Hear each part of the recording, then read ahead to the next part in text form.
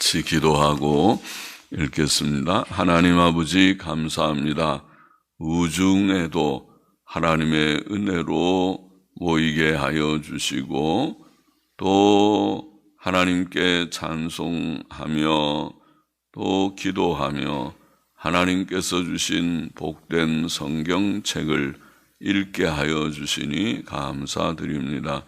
주님, 부족한 저희들을 받아주시고 이 곳과 또 가정에서 시간을 구별하여 주님 단을 쌓고 함께 말씀 앞에 앉은 모두들에게 은혜를 주시고 말씀을 주시고 말씀의 은혜와 교훈을 주시고 복이 되게 하여 주시고 주님, 이 험하고 복잡한 세상, 수고로운 세상의 현실 속에서도 하나님 천성을 소망하며 하나님을 의지하며 하나님이 주시는 평안을 늘 소유하며 또 바른 길 걷고 주님과 동행하는 길 걷게 하여 주시기를 소원합니다.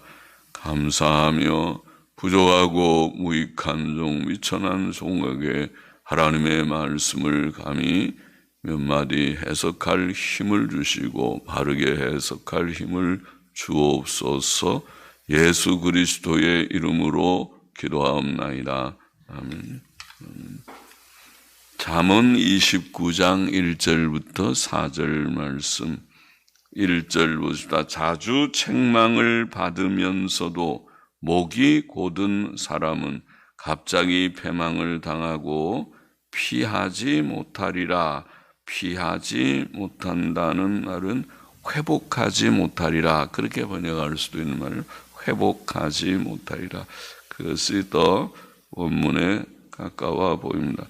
자주 책망을 받는 것은 하나님께서 주신 기회요, 하나님의 은혜입니다. 왜냐하면 사람이 지적을 받고 책망을 들을 때 잘못을 고치고 바른 길로 나갈 수 있기 때문입니다. 그러나 목이 곧은 사람, 즉 그 책망을 받아들이지 않는 사람이 있습니다. 그것은 그의 교만과 완고함을 나타냅니다. 그런 자는 하나님의 뜻을 거역하는 것입니다. 그것은 악에 악을 더하는 일이며 자신의 심히 악함을 증거할 뿐입니다. 이스라엘 백성의 역사가 그러하였습니다.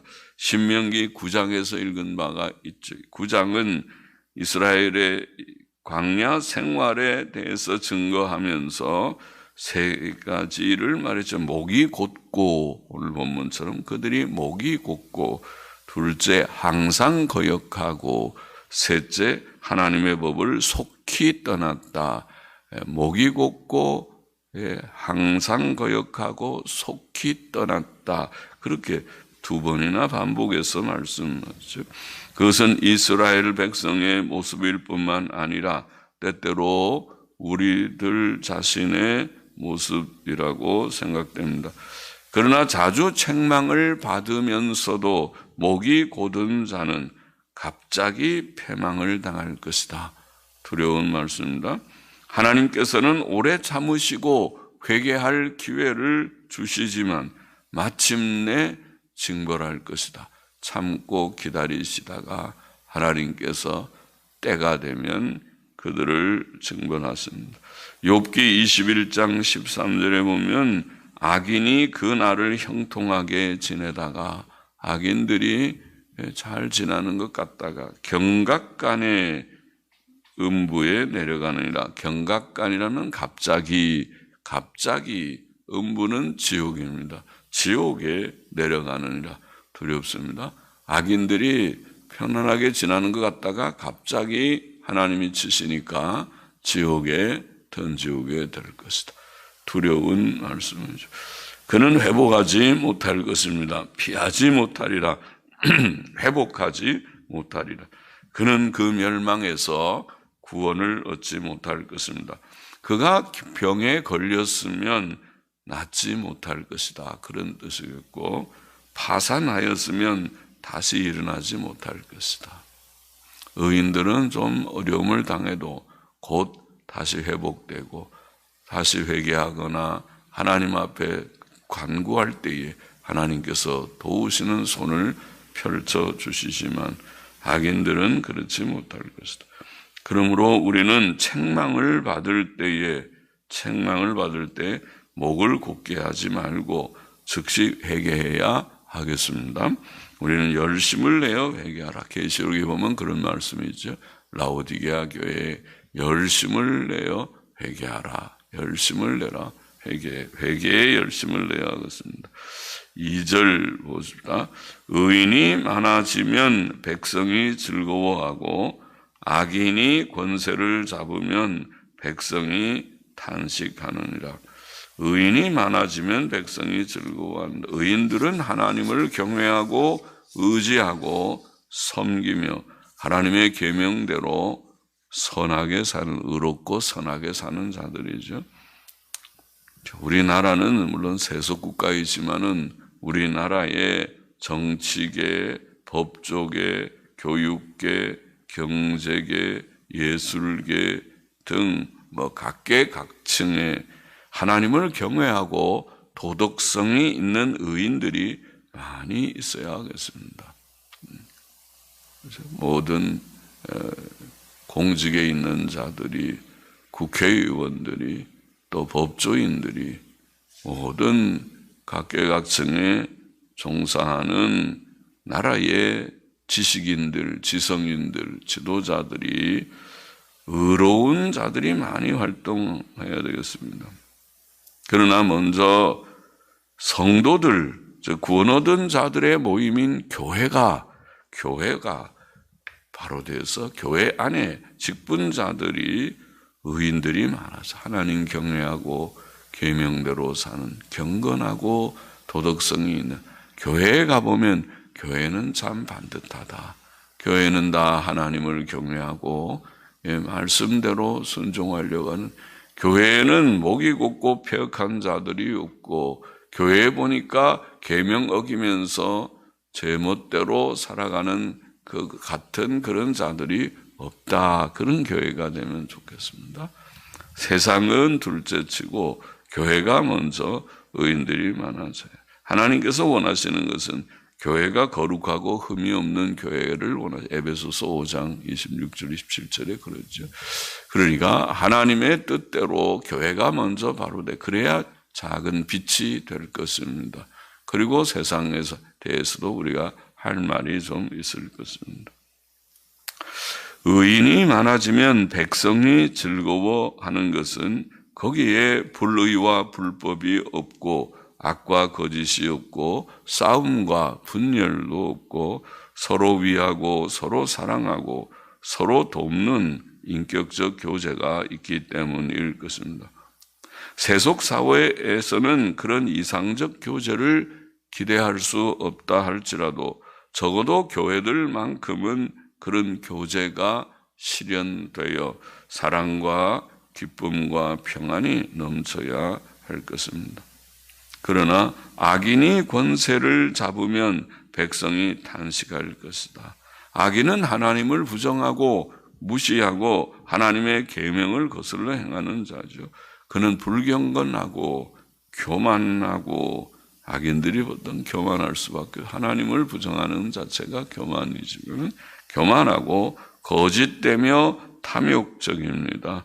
돈이나 알고 겉으로는 안 그런 척하면서 뒤에서는 엄청난 그런 물질적 이익이나 구하고, 다 숨겨놓은 돈, 현금 거래해서 숨겨놓은 그런 돈들이 이제는 단위들이 자꾸 높아져서 몇 천만 원이 아니라 몇 억, 몇십억, 몇백억, 정말 두려운 그런 현실입니다.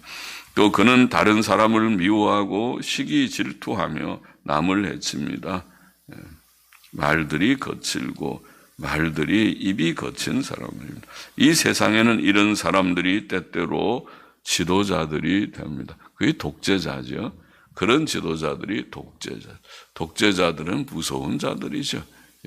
러시아의 그런 무서운 스탈린이든가 레닌, 스탈린 같은 그런 인물들, 또 바로 북쪽에 있는 김일성, 김정일 얼마나 많은 사람들을 처형했습니까?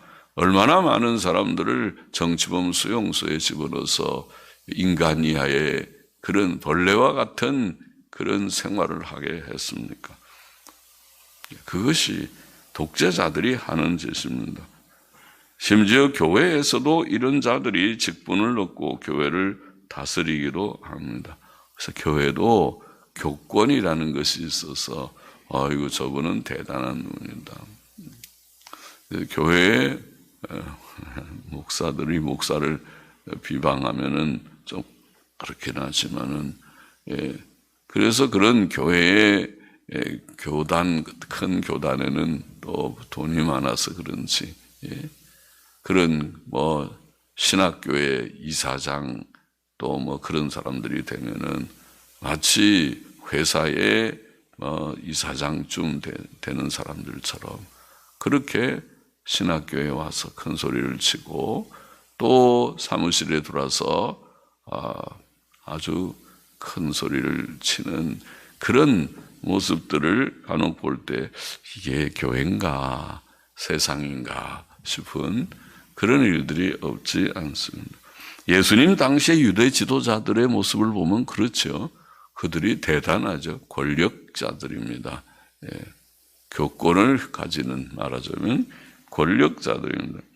그들은 외식하며 탐욕적이고 부정과 불법이 가득하다고 마태복음 23장 25절 28절에 주님께서 화 있을 진저 외식하는 서기관들과 바리새인들이요.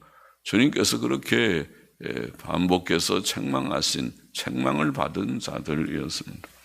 그러나 그런 때에 그 백성들은 탄식할 것이다. 교회도 그렇고 세상 나라도 그렇습니다. 경건과 도덕이 땅에 떨어지고 이성과 양심에 반대되는 일들이 많아지고 의인들이나 가난한 자들이 억울하게 고통을 당하기 때문에 또 그들이 하나님의 진노가 임박하였다고 느끼기 때문에 백성들은 탄식할 것이다. 백성들이 탄식하게 될 것이다. 공의가 바로 세워지지 않으니까 요즘 흔히 말하는 대로 이성과 양심과 공정과 의와 그 당연히 아주 기본적인 얘기들이지 새로운 얘기들이 아니죠. 이 사회가 법과 정의가 바로 실현되고 양심에 비추어서 이성에 비추어서 법과 상식에 비추어서 어긋나지 않게만 하면 잘 되겠지요. 세상 나라가 그 정도는 해야죠. 그러나 모두들이 저거는 법과 상식에 어긋난다. 그렇게 하면은 되겠습니까? 요즘 신문에 보니까 아주 가슴 아픈 일들이 많죠.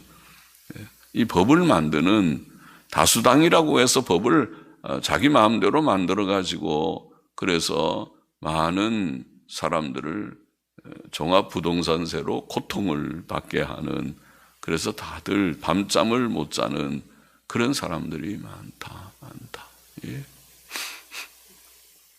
자기 겨우 은퇴해가지고 집 한 칸 하고 또 퇴직금 받아서 또 집 한 채 사가지고 거기 월세라도 받아서 좀 살까나 그러고 한 사람들은 전부 세금 폭탄을 맞은 모양이죠.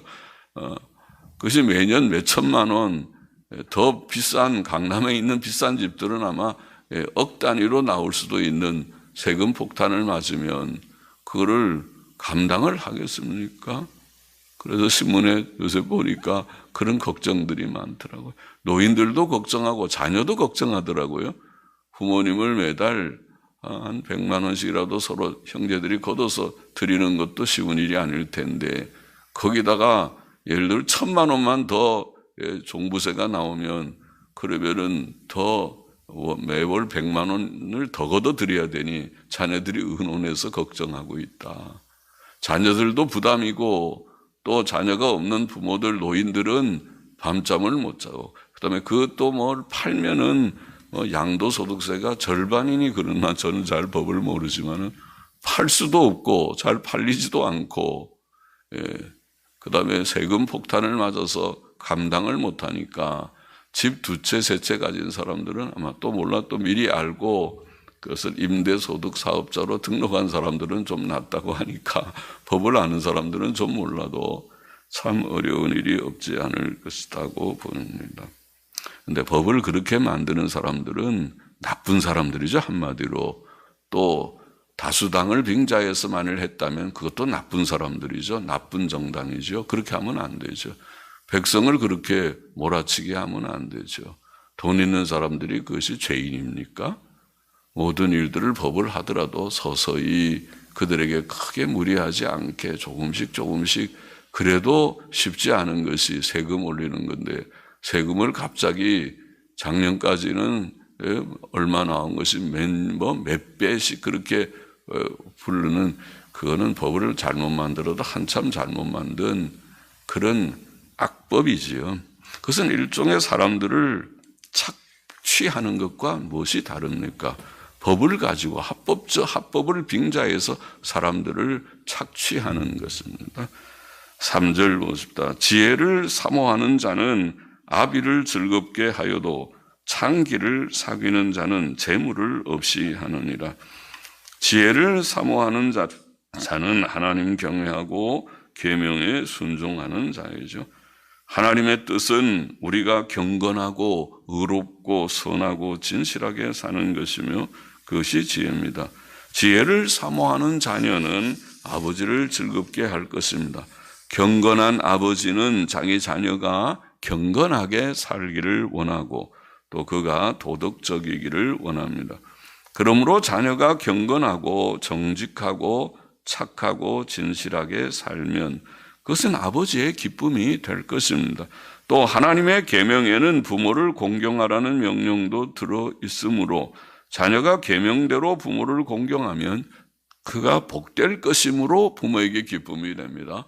복된 삶, 자녀가 복을 받을 것이니까 부모가 기쁩니다. 그러나 반대로 지혜롭게 살지 않고 창녀나 사귀는 자는 창녀들에게 드나드는 자는 창기를 사귀는 자, 창녀를 사귀는 자는 금방은 재미가 있는지 몰라도 육신의 쾌락을 누리는지 몰라도 재물을 없이 할 것이다. 창녀는 돈을 위해 자기의 몸을 파는 자이니까 그냥 빈손으로 드나들 수 없고 거기에 드나들면 거기에는 돈이 필요하고 그래서 돈을 자꾸 쓰니까 모아지지가 않습니다. 돈을 모은 것도 다 갖다 쓰고 빚을 지고 그렇게 되는 법이죠. 창녀를 사귀면 재산을 탕진할 것이다. 잠언 6장 25절 26절에 보면 내 마음에 그 아름다운 색을 탐하지 말며 그 눈꺼풀에 홀리지 말라. 음료로 인하여 사람이 한 조각 떡만 남게 됨이며 그러니까 다 탕진하니까 집에 먹을 것이 한 조각 떡밖에 남지 않는다. 음란한 계집은 귀한 생명을 사냥함이니라. 나중에는 결국 죽게 된다. 창녀를 사귀는 아들은 부모에게 근심을 끼치고 부모를 섬길 경제적 힘도 잃어버리고 결국 다 탕진해 버리니까 부모님께 드릴 이제는 용돈도 없고 섬길 수 있는 그런 자식이 되지 못하고 때로는 부모의 재산까지도 탕진하고 말 것입니다. 그렇게 됩니다.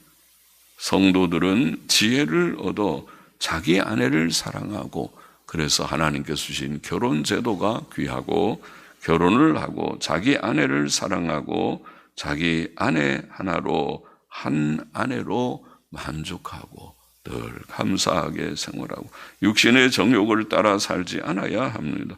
데살로니가전서 4장 3절여에 그랬죠. 하나님의 뜻은 이것이니 너희의 거룩함이라 곧 음란을 버리고 육신의 정욕을 따라 음행하면 음란을 버리고 각각 거룩함과 존귀함으로 자기의 아내 취할 줄을 알고 하나님을 모르는 이방인과 같이 세욕을 쫓지 말라. 세상 사람들, 이방인들, 하나님 모르는 사람들은 육신의 즐거움을 따라서 그렇게 외도하는 것이 재미있고 그것이 아주 색다른 경험이고 좋은 것인지 몰라도 그들은 그렇게 살아도 성도는 그렇게 사는 것이 아니다. 각각 경건과 거룩으로 살고 자기 아내를 취하고 그것으로 감사히 만족하게 사는 그것이 바른 성도의 가정생활, 부부생활이다. 베드로전서 2장 11절도 영혼을 거슬러 싸우는 육체의 정욕을 제어하라고 말했습니다. 4절 봅시다. 왕은 공의로 나라를 경고케 하나 뇌물을 억지로 내게 하는 자는 나라를 멸망시키느니라. 뇌물을 억지로 내게 한다. 기부금을 강요하는 자. 아까도 말했지만은 오늘날에는 합법적인 세금을 통해서 세금을 뜯어내는 그런 것도 그거는 바른 정치가 아니고 나라를 망치는 일이다. 나라를 다스리는 왕이 나라를 다스리는 방법은 잘 다스리는 방법은 공의로 다스리는 것입니다. 공의는 하나님의 계명대로 행하는 것이죠. 왕이 공의로 다스리면 그 나라가 견고하게 될 것입니다. 사람이 하나님을 경외함이 없고 교만하면 그 계명을 거역하고 부모에게 불효하고 살인하고 간음하고 도적질하고 탐심을 가집니다. 불의는 가정을 파괴하고 사회를 혼란시키고 하나님의 진노를 가져오고 결국 나라를 쇠약해 할 것입니다. 그러나 왕이 불의한 자를 제거하고 공의를 세우면 나라가 잘 될 것이다. 또 하나님께서 그런 나라에 복을 주시죠. 그러니까 법과 정의가 바로 세워지는 법과 상식과 원리 원칙을 따라서 법과 원칙을 따라서 한다 그런 말 들어 하는데 그 말이 헛된 말이 아니라 실질이 되면 잘 될 것입니다. 그러나 뇌물 혹은 기부금을 억지로 내게 하는 자들 또 오늘날로 말하면은 엉터리 법을 만들어서 사람들을 이렇게 불안에 떨게 하는 그런 세금 폭탄을 내리는 그런 자들이 있다면 그것은 나라를 멸망시키는 자들이다. 그것도 일종의 뇌물과 다를 바가 없는데 강제 징수 뇌물이지. 그렇게 하면은 그 나라는 망하는 나라가 된다. 뇌물 왕국이 되고 도덕적 해이가 심하고 부정부패가 많은 혼란한 나라가 되고 말 것이다. 그런 나라는 하나님의 진노를 일으키고 마침내 멸망하고 말 것이다. 본문의 교훈을 다시 정리해 보면 첫째로 자주 책망을 받으면서도 목이 곧은 사람은 갑자기 패망을 당하고 맙니다. 자주 책망을 받을 때 그것을 하나님의 은혜라고 깨닫고 겸손히 받고 고칠 것이 있으면 힘써 회개하고 열심을 품고 회개해야 될 것이다. 둘째로 의인이 많아지면 백성이 즐거워하고 악인이 권세를 잡으면 백성이 탄식할 것이다. 우리나라도 그렇게 되기를 원합니다. 나라의 지도자들이 의로운 자들, 정의의 사람들이 되기를 원하고 우리 교회도 의로운 교인들, 의로운 직분자들이 많기를 기도해야겠고 셋째로 지혜를 사모하는 자는 아버지를 즐겁게 하여도 장녀를 사귀는 자는 재물을 없이 할 것이다. 우리는 지혜를 사랑하고 계명 순종하고 결혼을 귀히 여기고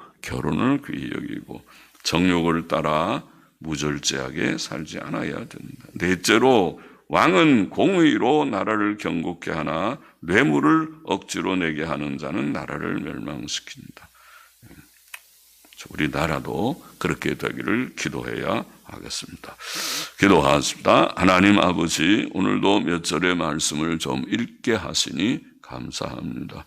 우리는 부족한 자들이지만은 하나님의 말씀의 교훈을 따라서 주님 책망받을 때에 힘써 회개하고 또 의롭게만 살기를 힘쓰고 우리 교회가 먼저 본이 되고 또 나라를 위해서도 기도하게 하여 주시고 지혜로운 자녀들이 되어서 부모를 기쁘게 할지언정 죄 가운데 살다가 멸망하는 그런 자들이 되지 않기를 위해서 기도하고 또 우리나라를 위해서도 나라의 지도자들을 위해서도 기도할 수 있게 하여 주시기를 원하고 감사하며 헌금하는 심령도 받으시기를 원하며 예수 그리스도의 이름으로 기도하옵나이다.